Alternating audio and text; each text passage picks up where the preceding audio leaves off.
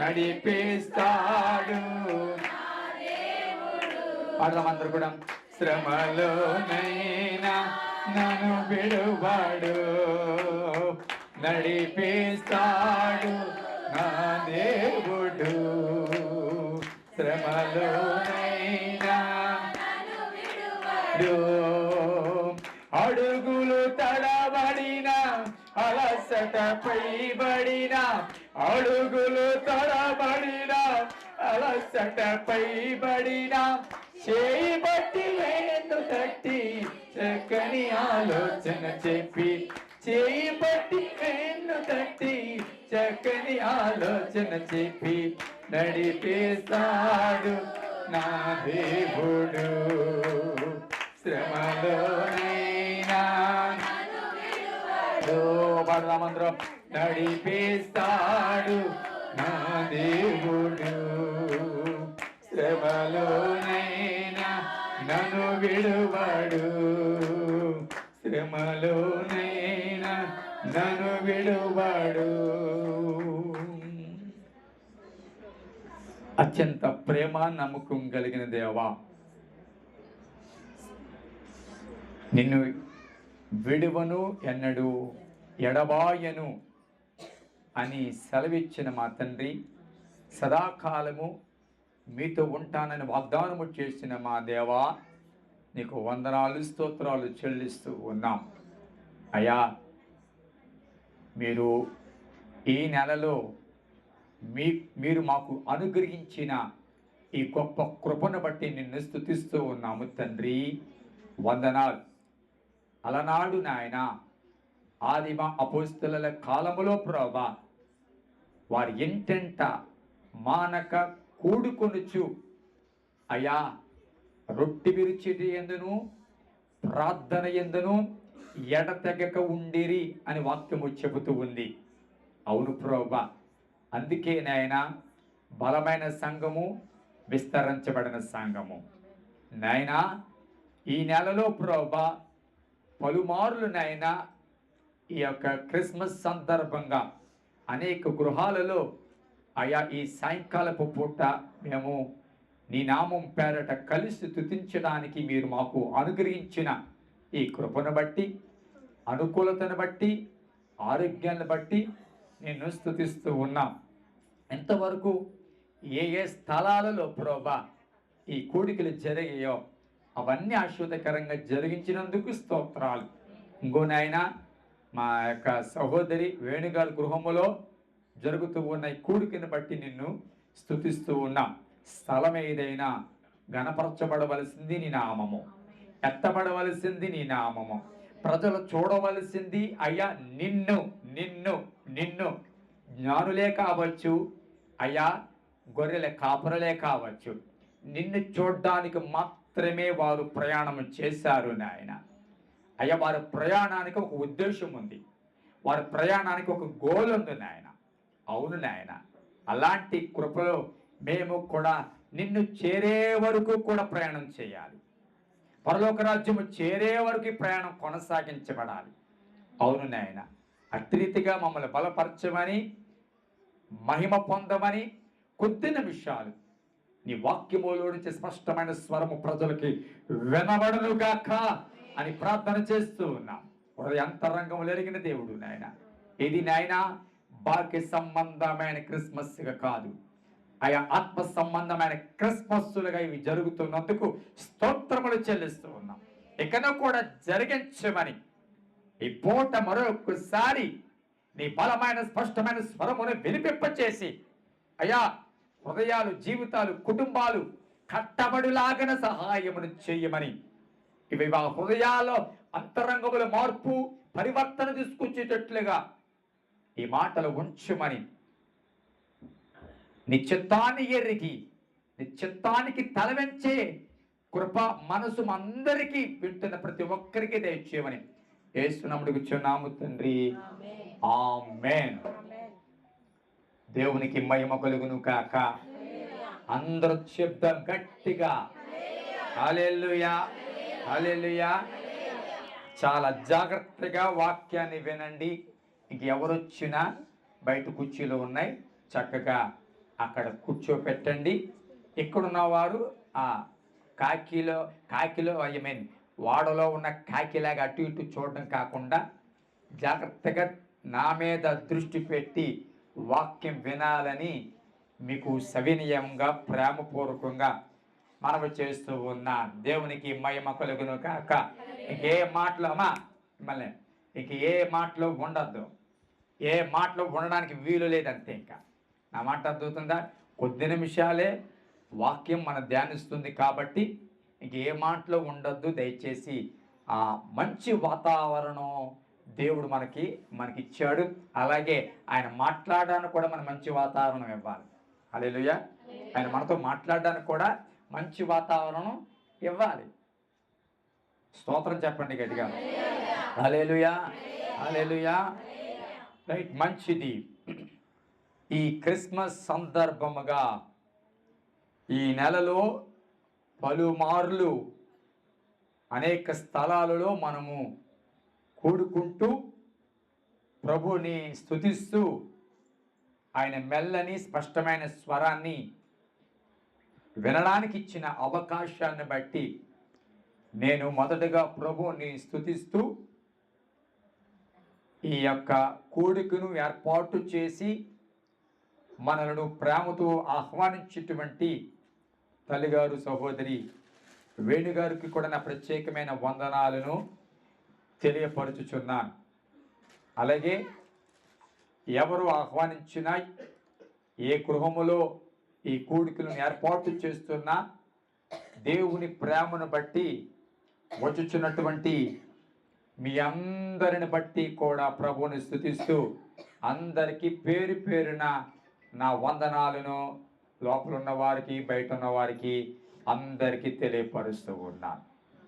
ప్రియదేవుని బిడ్డలారా, చాలా సంతోషం ఇలాగూ ఆ దేవుడి యొక్క సన్నిధిలో ఉండడము నడవడము అనేది చాలా సంతోషం. దేవుని సన్నిధిలో గమనించండి, నడవడానికి దేవుడు అనేక ద్వారాలు కానీ లేకపోతే అనేక రీతిలుగా మనుషులు నడిపిస్తాడు అనే సంగతిని మనం గుర్తించాలి. ఈ క్రిస్మస్లో నడిపించిన బాధ్యత నక్షత్రము తీసుకుంది. కాపరులు ఎవరి చేత నడిపించబడలేదు, కానీ దేవుడిచ్చిన సూచనల మేరకు వారు నడుచుకుని వెళ్ళిపోయారు, ప్రయాణం చేశారు. కాబట్టి దేవుని సన్నిధిలో జ్ఞానులను మాత్రము నడిపించే బాధ్యత నక్షత్రము తీసుకుంది. ఈ క్రిస్మస్ ప్రారంభం నుండి చూస్తే, అందరూ జాగ్రత్తగా వింటూ ఉన్నారా? ఈ క్రిస్మస్ ప్రారంభం నుండి చూస్తే అంతా ప్రయాణమే. అన్నమాట అవుతుందా? మరియా యోసేపులు చెప్పండి, ప్రయాణం. ఒక దిక్కుని కాదు, ఐగుప్తుకి వెళ్ళమన్నాడు, మళ్ళా చెప్పండి ఎక్కడికి వచ్చాడు? నజరేతుకు వచ్చారు. ఇలాగ ప్రయాణం. జ్ఞానులు ప్రయాణం, గొర్రెల కాపరులు ప్రయాణం, నక్షత్రం ప్రయాణం, అంతా ప్రయాణమే. సో క్రిస్మస్ అంటే ప్రయాణం. చెప్పండి, గట్టిగా చెప్పాలి అందరూ కూడా. క్రిస్మస్ అంటేనే ప్రయాణం, ఉండడం కాదు. క్రిస్మస్ అంటేనే ప్రయాణం. క్రిస్మస్ ఉన్న చోట కాదు, ప్రయాణం చేసి దక్కించుకునేది. క్రిస్మస్ అనేది ఉన్న చోట జరిపించుకునేది కాదు, ప్రయాణం చేసి కనుగొనవలసింది, వెళ్ళి కనుగోవలసింది, వెళ్ళి చూడవలసింది. గడిచిన రాత్రి చెప్పాను, విన్నవాటిని కన్నవాటిని వారు ప్రచురం చేశారని గడిచిన రాత్రి మాట్లాడారు. కాబట్టి దేవుని సన్నిధిలో క్రిస్మస్ అంటే ప్రయాణం. ఈరోజు ప్రయాణం చేసేవాళ్ళు కనబడటం లేదు, ముందుకు వెళ్ళేవారు కనబడటం లేదు. ఎప్పుడైతే గమనించండి, ఒక కీర్తనలో ఒక మాట ఉంది, వారు పాకాలోయలో బడి వెళ్ళుచు దానిని జలమయముగా చేయుదురు. ఎవరు చెప్పండి? యాత్ర చేయు మార్గములు వారికి ప్రియములు. అంటే వీరెవరు తెలుసా? యాత్రికులు. వారి యాత్ర చేయడం వాళ్ళకి ఏంటంట? ప్రియము. స్తోత్రం చెప్పండి గడిగా. యాత్ర చేయడం వారికి ఇష్టం. అందరు ఇక్కడ ఉన్నారా? అందరూ యాత్ర చేయడం వారికి ఇష్టం. యాత్రలు అంటే మనం చేసే యాత్రలే కాదు. నా మాట అర్థమవుతుందా? మనం చేసే యాత్రలే కాదు. యాత్ర అంటే నీకు నచ్చినట్టుగా అక్కడికి ఇక్కడికి తిరిగే యాత్ర గురించి నేను మాట్లాడటం లేదు. దేవుని సన్నిధిలో ఈ యాత్ర వేరు. ఇది ఆత్మీయ యాత్ర, ఆనంద యాత్ర అని పాట పాడుకుంటాం కదా. కాబట్టి దేవుని సన్నిధులు గమనించండి.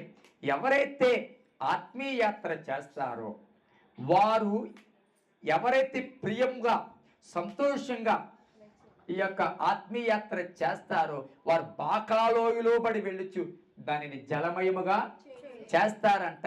తొలకరి వాన వానిని దీవెనలతో కప్పును అని వాక్యం చెప్తుంది. కాబట్టి దేవుని సన్నిధిలో క్రిస్మస్ అనేది ప్రయాణం. చెప్పండి గట్టిగా. క్రిస్మస్ అనేది ప్రయాణం. వెళ్ళవలసింది. అందరూ ఒకలాగా వెళ్ళలేదు. మరి అమ్మ యేసు ప్రభుని గర్భంలో ఉంచుకుని ప్రయాణం చేసింది. నక్షత్రము జ్ఞానుల నిమిత్తం తాను ప్రయాణం చేసింది. గొర్రెల కాపరులు తెలియపరిచిన దానిని కొరచు చెప్పండి వారు ప్రయాణం చేశారు. జ్ఞానులు కనబడిన నక్షత్రాన్ని చూచి వారు ప్రయాణం చేశారు. రైట్. కాబట్టి క్రిస్మస్ అంటే టోటల్గా చెప్పండి ఏంటి? చెప్పండి. ప్రయాణం. ఆగిపోయే వాళ్ళకి క్రిస్మస్ కాదు, ప్రయాణించే వారే క్రిస్మస్ చేసుకుంటారు. ప్రయాణించే వారే దేవుని సన్నిధిలో సంతోషిస్తారు. ప్రయాణించే వారు దేవుని సన్నిధిలో ఆనందిస్తారు. ఈరోజు సంఘము ఆత్మీయ జీవితం ఆగిపోయింది. ఎక్కడో ఆగిపోయింది. ఏ లోయలో ఆగిపోయిందో, ఏ కొండ దగ్గర ఆగిపోయిందో, ఏ సమస్య దగ్గర ఆగిపోయిందో, ఏ బంధకాల దగ్గర ఆగిపోయిందో, ఏ ఆటంకం దగ్గర ఆగిపోయిందో, ఏ కులము దగ్గర సమస్యని బట్టి ఆగిపోయిందో, ఏ బలహీనతను బట్టి ఆగిపోయిందో నాకు తెలియదు. కానీ ఆగిపోయిన వాళ్ళ గురించి ఈ రాత్రి నేను మాట్లాడటలేదు. కానీ ఆగిపోయినా ఉంటే ఈ క్రిస్మస్ సందర్భంగా తిరిగి ప్రయాణం ప్రారంభించాలి. హల్లెలూయా. ఆగిపోయి ఉంటే, ఎదుగుదల లేకపోతే, ఆత్మీయ స్థితిలో ముందుకు వెళ్ళలేని స్థితిలో నువ్వు ఉన్నట్లయితే ఈ మాటలు విన్న తర్వాత అయినా సరే నీవు ప్రయాణాన్ని ప్రారంభించాలి. ప్రయాణం చేయడానికి ఇష్టపడాలి. నువ్వు ఎప్పుడైతే ఇష్టపడతావో గమనించండి, నువ్వు ఒక సూచనగా, ఒక సాక్షిగా మారుతావు. హల్లెలూయా. అయితే గమనించండి, మరియమ్మ దగ్గరికి ఒక్క నిమిషము మాట్లాడుకుందాం.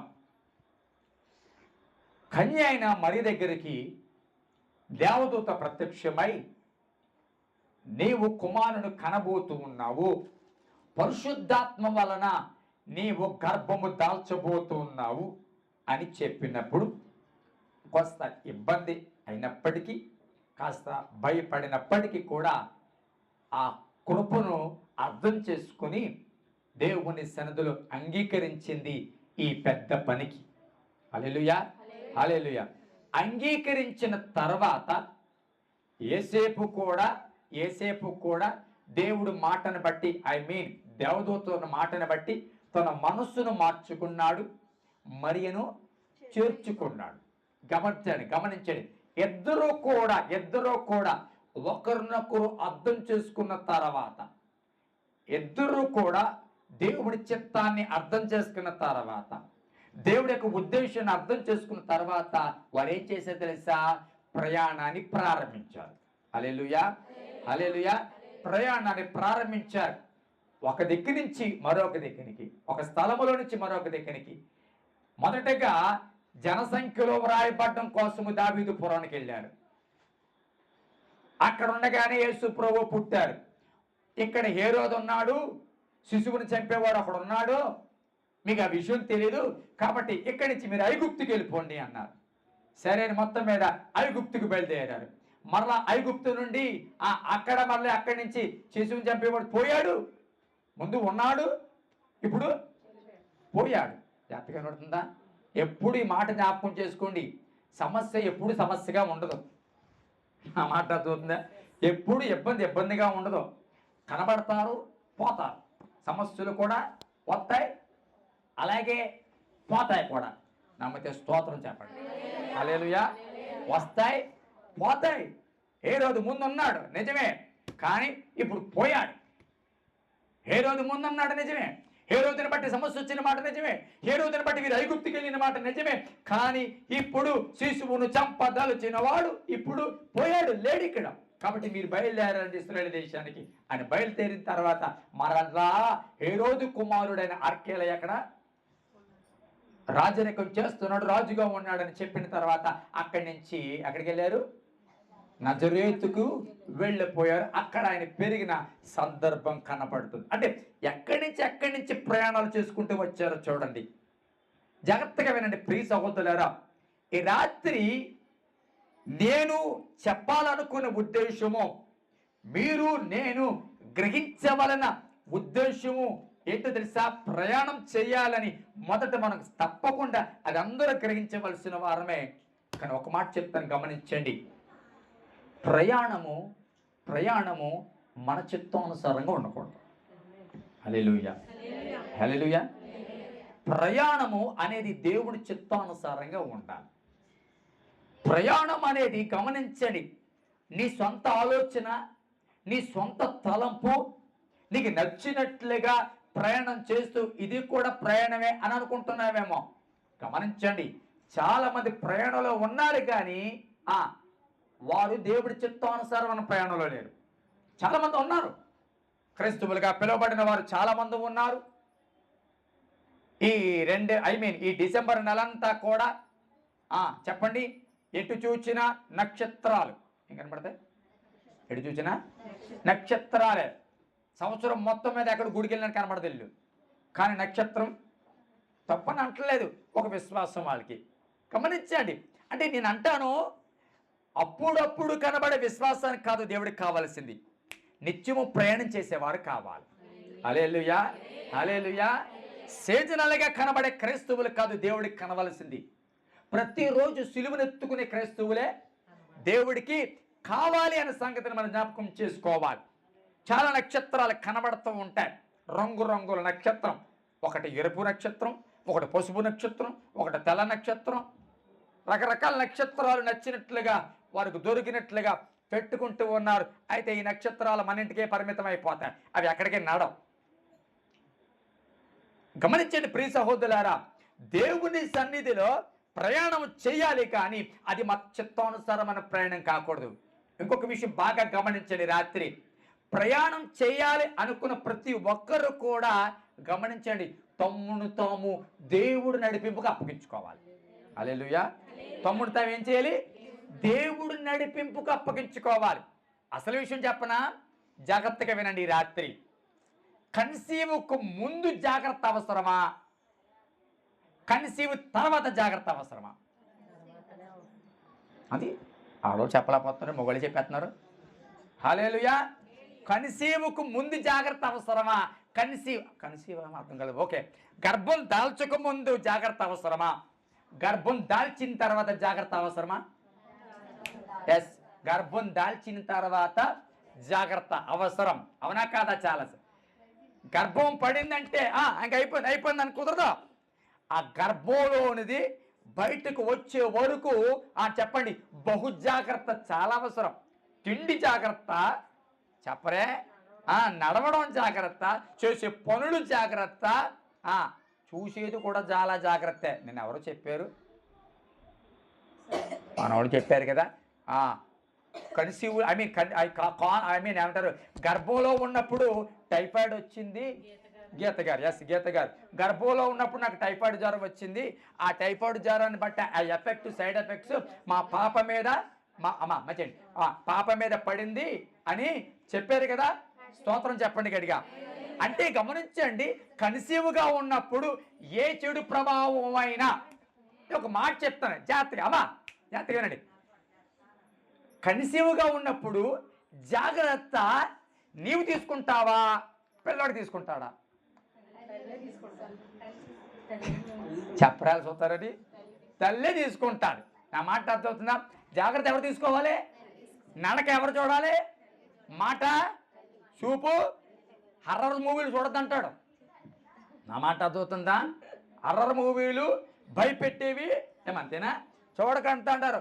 ఎప్పుడూ కూడా ఏం చూడమంటారంటే అందమైన బొమ్మలు కాదు, పిల్లల్ని అదే ఫోటోలు అనుకోపోనండి, అందమైన ఫోటోలు ఆత్మాను అలా మావైపే చూసేవాడు. అందుకే మేనమామ పోలిక, తాతయ్య పోలిక, చుట్టం పోలిక, ఈ చుట్టం పోలిక అంటూ ఉంటారు. రైట్, గమనించండి. విచిత్రం ఏంటంటే ఒక మాట, విచిత్రం ఏంటంటే తెల్ల బొమ్మ పెట్టుకున్నా నల్లోడు పడతారు కొన్నిసార్లు. బొమ్మేమో చెప్పరా, నా మాట అర్థమవుతుందా? బొమ్మేమో తెల్లగా ఉంటాడు, బుజ్జుగా ఉంటాడు అని నేను విమర్శించట్లేదు సుమా. ఎవరైనా సరే దేవుని పోలికే, నలుపు తెలుపు అనేది ఏమీ లేదా. స్తోత్రం చెప్పండి గడిగా. కానీ నేను ఆత్మీయ కోణంలో ఆలోచించమని చెప్తున్నాను ఈ మాట.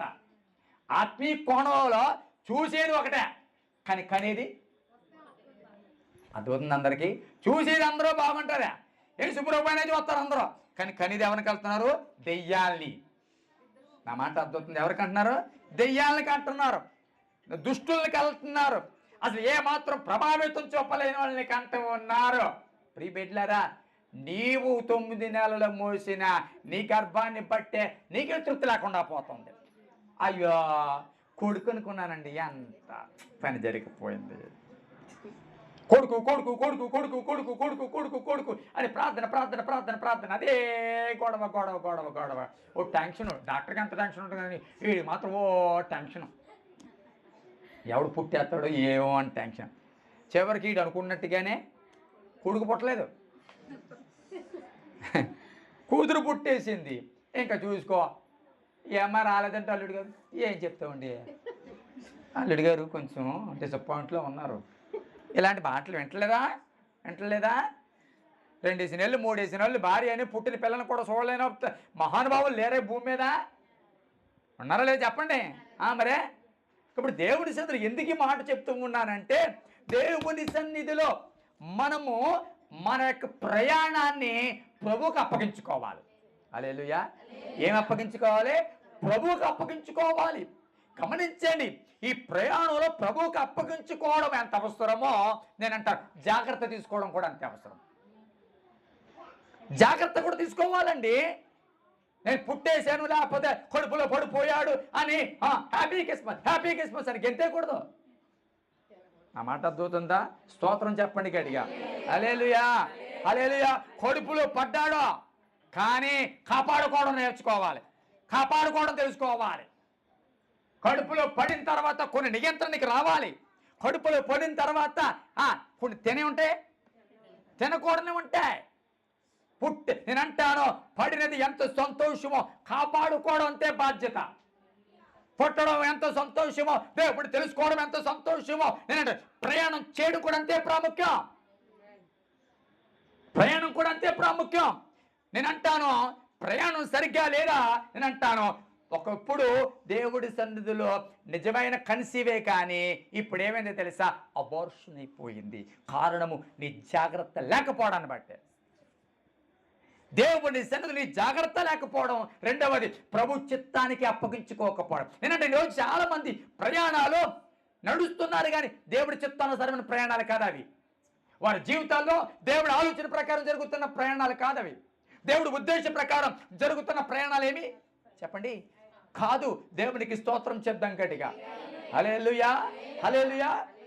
పర్లేదు, అవుతుంది. దేవుడి చిత్తానుసారమైన ప్రయాణాలు కాదు అవి.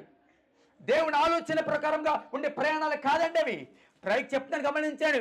ప్రభులోకి వస్తారు కానీ వారి ప్రయాణం వారే చేస్తారు. స్తోత్రం చెప్పాను ఇందాక, వద్దన్నాను. అవి చూడండి, స్తోత్రం చెప్పండి గట్టిగా. హల్లెలూయా హల్లెలూయా. కావాలంటే నేనే లేచి వేసేసుకోగలను. జాగ్రత్తగా వినండి. ఎవరికి? ఒకళ్ళు కట్టమంటారు, ఒకళ్ళు తీయమంటారు. స్తోత్రం చెప్పండి గట్టిగా. హల్లెలూయా.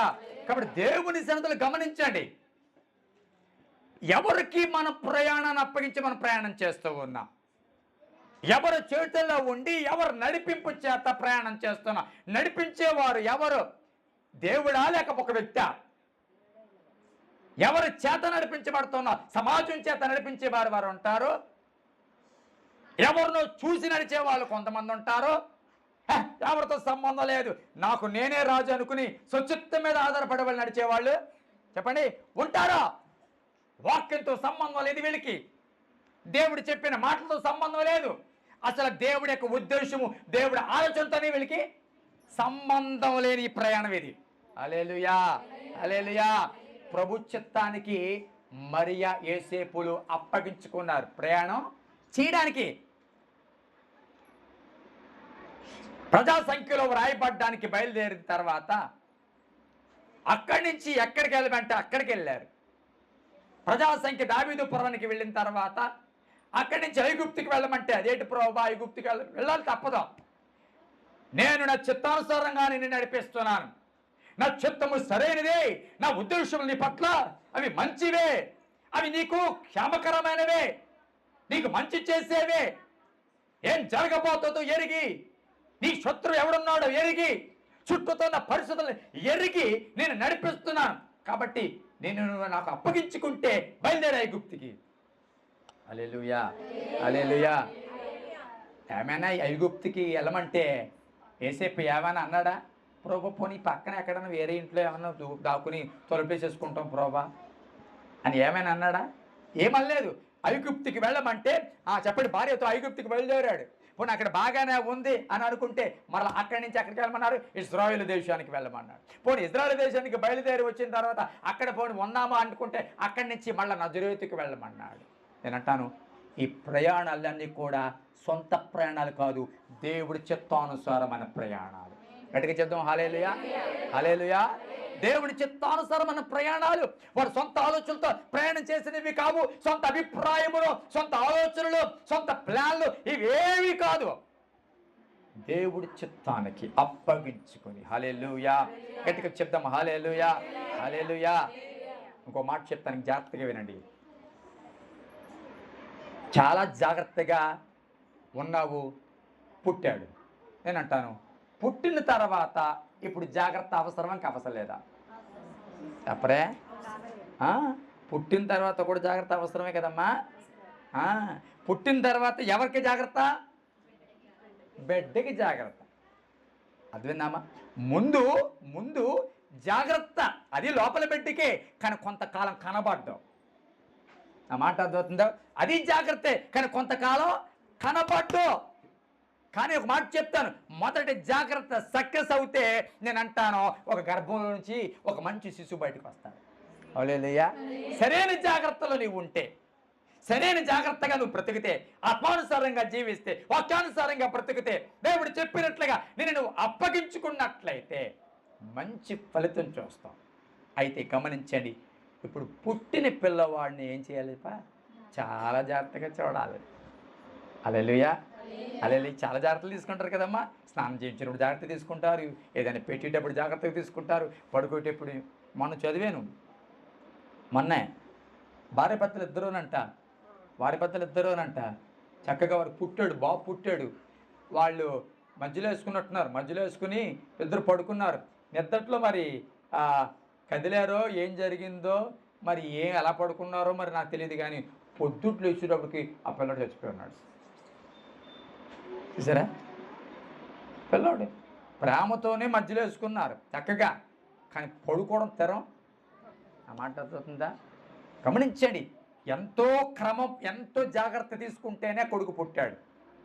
కానీ ఎక్కడ ఫెయిల్ అయ్యారు తెలుసా?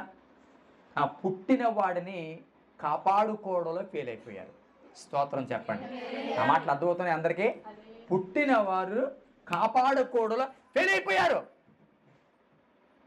చాలాసార్లు నేను అంటాను, రక్షించబడుతూ ఉన్నారు కానీ రక్షణ పొందిన తర్వాత ఎదిగే జీవితంలో ఫెయిల్ అయిపోతున్నాం. రక్షణ పొందిన తర్వాత రక్షణ కాపాడుకోవడంలో ఫెయిల్ అయిపోతూ ఉన్నాము. పుట్టిన తర్వాత ఆత్మీయ అనుభవాలను సంపాదించడంలో ఫెయిల్ అయిపోతూ ఉన్నాము. దేవుడి సన్నిధిలో ఆయన చిత్తాన్ని నెరవేర్చడంలో ఫెయిల్ అయిపోతూ ఉన్నాము. ఎదిగే విషయంలో ఫెయిల్ అయిపోతున్నాము. ఆయన ఆశించినట్టుగా ఫలించడంలో ఫెయిల్ అయిపోతూ ఉన్నాము. మన పట్ల ఆయన కలిగిన గంభీరమైన చిత్తాన్ని నెరవేర్చడంలో ఫెయిల్ అయిపోతూ ఉన్నాం. స్తోత్రం చేద్దాం. హల్లెలూయా, హల్లెలూయా. దేవుని బిడ్డలారా, గమనించండి. దేవుని సన్నిధిలో పుట్టుకకు ఎంత జాగ్రత్త అవసరమో నేను అంటాను, ఎదుగుదలకు కూడా అంతే జాగ్రత్త అవసరం. హల్లెలూయా. ఎదుగుదలకు కూడా జాగ్రత్త కావాలండి. ఒక వయసు వచ్చే వరకు కూడా చాలా జాగ్రత్తగా చూసుకుంటాం.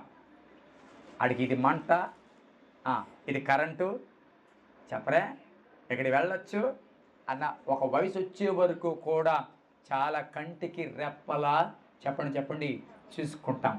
ఈరోజు అనేక అనుభవాలు చాలా మందిలో చచ్చిపోవడానికి కారణం ఏంటి తెలుసా? చెప్పండి సరైన అవగాహన, లేకపోతే ఇచ్చిన దాన్ని సరైన బాధ్యతగా తీసుకోకపోవడం. ఇచ్చిన దానిని నేను ఒక మాట చెప్తాను, ఇవ్వకుండా లేడు, ఇచ్చాడు. కానీ ఇచ్చిన తర్వాత కూడా పోగొట్టుకున్న వాళ్ళు చాలా మంది ఉన్నారండి.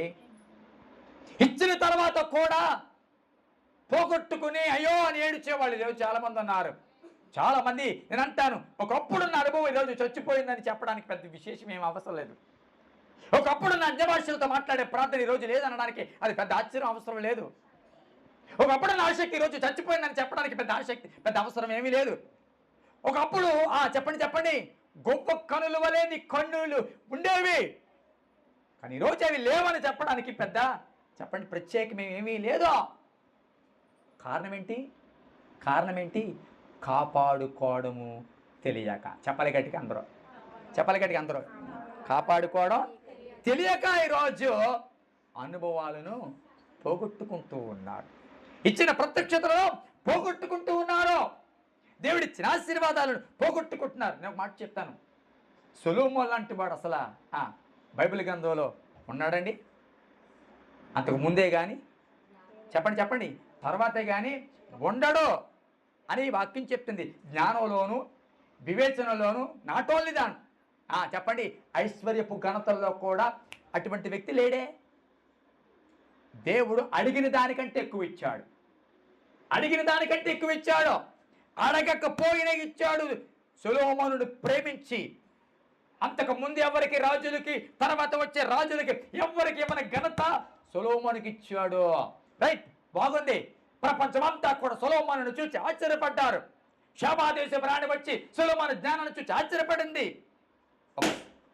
ఒక స్వర్ణ యుగం, స్తోత్రం చెప్పండి గట్టిగా.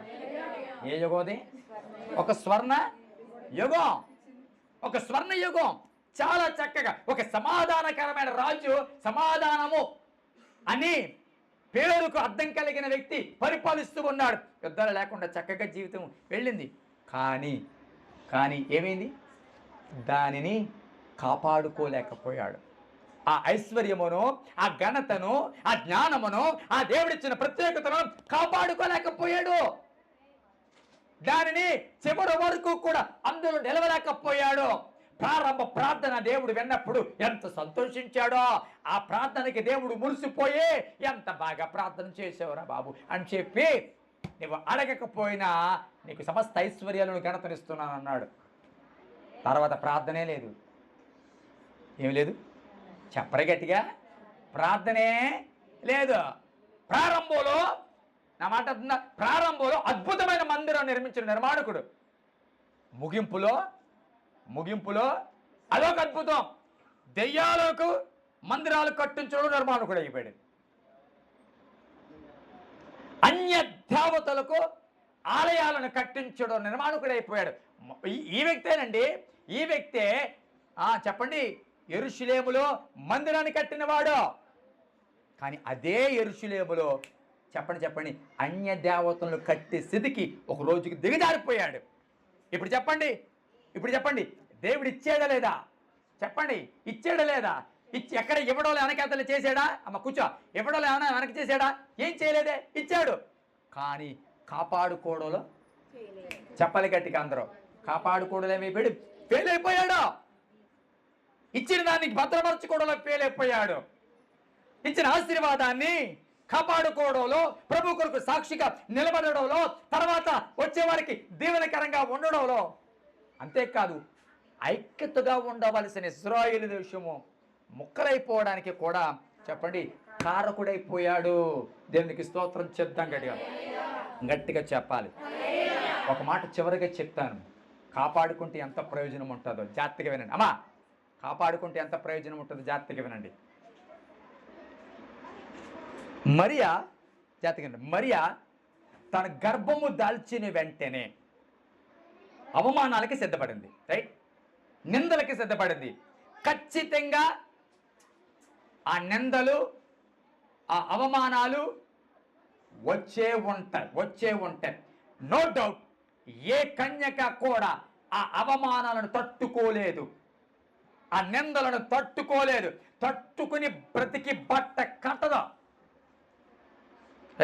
రైట్. అయితే జాగ్రత్తగా వినండి. ఆమె ఎప్పుడైతే కన్సీవ్ అంటే గర్భం దాల్చిందన్న సంగతి ఇంటి పక్క వారికి, ఎదురింటి వారికి, క్రమంగా వీధిలో వారికి, క్రమంగా ఆ వాడకి అందరికీ తెలిసినప్పుడు నింద వెంబడి నింద పెరిగిందంటారా, తగ్గిందంటారా? నింద వెంబడి నింద పెరుగుతుంది. అవమానం వెంబడి అవమానము, ఇలా పడుకుంటుంది. అవమానం వెంబడి అవమానము చెప్పండి పెరుగుతూ ఉంటుంది. ఒక్క మాట జాగ్రత్తగా ఈ రాత్రి ఇది మీ హృదయంలో పట్టుకోండి. మరియమ్మ జీవితంలో ఆ నింద ఎప్పుడు పోయి ఉంటుంది?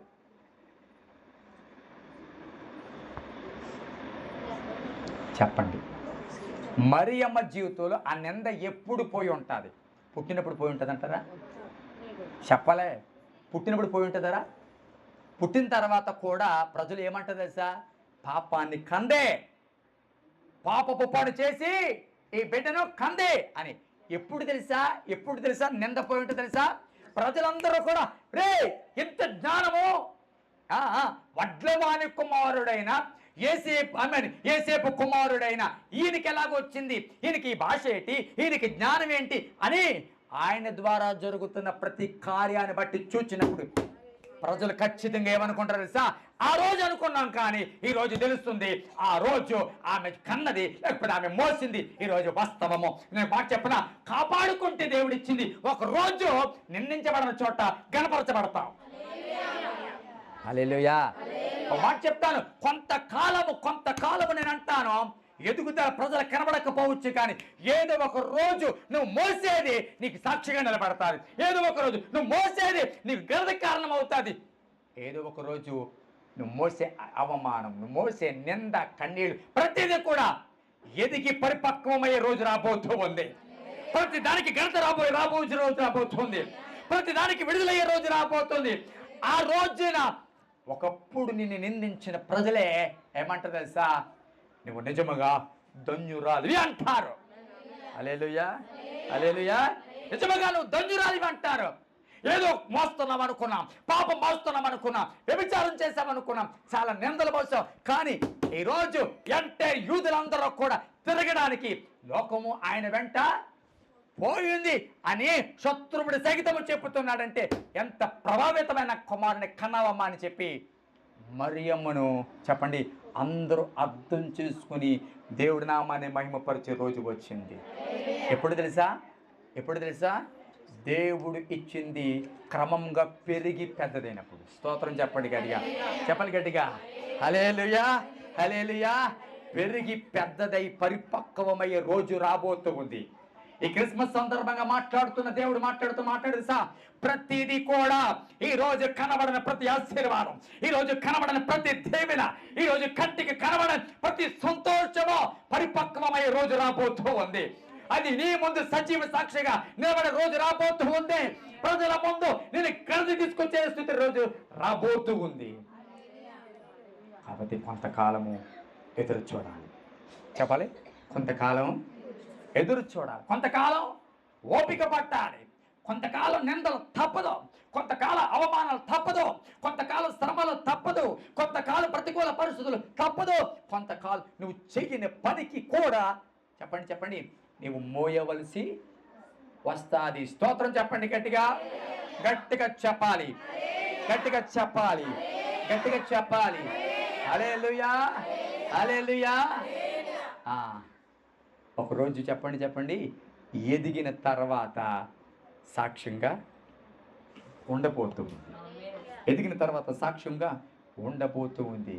కొంతకాలం నేనంటాను ఆయన ఎదిగినా సరే, నేను ఒక మాట చెప్తాను, చాలామంది ఆయన ఎదిగే వరకు ఎక్కడున్నాడు, ఏం చేశాడు అనే లోకంలో చాలా ప్రశ్నలు తిరుగుతూ ఉన్నాయి. అక్కడికి వెళ్ళిపోయాడు, ఇక్కడికి వెళ్ళిపోయాడు, ఓకే అది ప్రక్కన పెట్టేద్దాం. నేను అంటాను ఆయన బాల్యంలో పిల్లలతో ఆడుకున్న చెప్పండి ఏమని ఉంటారు పిల్లలు? సమాజంలో ఆయన తిరుగుతున్నప్పుడు ప్రజలు ఏమని ఉంటారు తెలుసా? ఈడెవడు తెలుసా అది అని అవమానకరంగా మాట్లాడి ఉంటారు. గమనించండి. కానీ ప్రతి నిందను, ప్రతి అవమానమును ఘనతగా మార్చడానికి దేవుడు తన ప్రణాళికను ఏర్పాటు చేశాడు. ఆయన నియమించడం అనే సంగతిని మనము ఎరగాలి. హల్లెలూయా, హల్లెలూయా. ఒక మాట చెప్పనా? ప్రపంచానికి నువ్వు మోసేది పాపమేమో కానీ ప్రపంచానికి తెలియని తెలుసా నువ్వు మోసేది వారి యొక్క ఆశీర్వాదం అని. హల్లెలూయా. కొన్నిసార్లు మన దేని మాత్రమో ప్రపంచానికి తెలియదండి. కొన్నిసార్లు మన ప్రార్థన, లేకపోతే మన యొక్క దర్శనము, లేకపోతే కొన్నిసార్లు మన ఆలోచన ప్రపంచానికి అర్థం కావో. అని ఒక రోజు వస్తుంది. జాగ్రత్తగానండి. ఒక రోజు వస్తుంది. ఒకరోజు దేవుడు తన కార్యాన్ని చేస్తాడు. ఒకరోజు దేవుడు తన అద్భుతాన్ని చేస్తాడు. ఒకరోజు రుజువయ్యే రోజు, పరిపక్వమయ్యే రోజు, మాట్లాడే రోజు, దేవుడి సన్నిధిలో నీ వెనక వచ్చే రోజు దేవుడే చెప్పండి తీసుకొస్తాడు. నేను అంటాను, ఆమెను గురించిన అవమానాలు, నిందలు యేసు ప్రభువు వారు ఎదిగే వరకే. కానీ ధన్యురాలు అనే మాట భూమి ఉన్నంత వరకు. చెప్పకూడదాం అందరం కూడా? హల్లెలూయా. చెప్పండి. ధన్యురాలు అనే మాట చెప్పాలి గట్టిగా. భూమి ఉన్నంత వరకు. ఇప్పుడు చెప్పండి, నిందలు, అవమానాలు తాత్కాలికం. చెప్పాలి గట్టిగా. నిందలు, అవమానాలు తాత్కాలికమో. నువ్వు సరైన రీతిలో మోయగలిగితే, సరైన రీతిలో నిలబడగలిగితే రాగల దినాలలో అనేక మందికి ఒక నక్షత్రంగా నిలబడబోతూ ఉందా. అనేక మందికి ఒక మాట చెప్తాను. ఏమి మాట్లాడలేదు, ఒక పలుకు లేదు, ఏమీ లేదు. కేవలం నడిపించడం మీద దృష్టి పెట్టింది నక్షత్రం. తనను నమ్మకపోయినా, తనను విడిచిపెట్టేసినా, హేరోదు ఇంట్లోకి చెప్పండి వెళ్ళిపోయినా సరే అప్పగించిన పని పట్ల నమ్మకంగా నిలబడి ఉంది. కాబట్టి ఈరోజు కూడా ప్రపంచము అది ఆయన నక్షత్రం అని చెప్పుకుంటూ వస్తుంది. నడిపించడంలో విసకలేనిపోయింది, నడిపించడంలో వెనుక వేయడిపోయింది, నడిపించడంలో అవసరం లేదులే, వీళ్ళు నా వైపు చూడనప్పుడు నేను వాళ్ళ కోసం ఎందుకు అనే మనసు ఆ రోజు నక్షత్రానికి లేదన్న మాటలు ముగిస్తున్నాను. ప్రియదేవుని పట్లారా చెప్పండి. పుట్టుక జాగ్రత్త ఎంత అవసరమో చెప్పండి. ఎదుగుదల విషయంలో కూడా చెప్పాలి గట్టిగా అంతే అవసరం. ఎప్పుడు చక్కగా ఎదుగుతుంది తెలుసా? మన ప్రయాణం అంతటిని కూడా దేవుడి చిత్తానికి అప్పగించుకున్నప్పుడు, దేవుడి యొక్క వాక్యానికి అప్పగించుకున్నప్పుడు తప్పక కార్యం చూడగలం. కళ్ళు మూసుకుందాం, ప్రార్థన చేద్దాం. Thank you lord. Hallelujah. Thank you lord. Hallelujah. Thank you lord. Hallelujah. వందనాలు.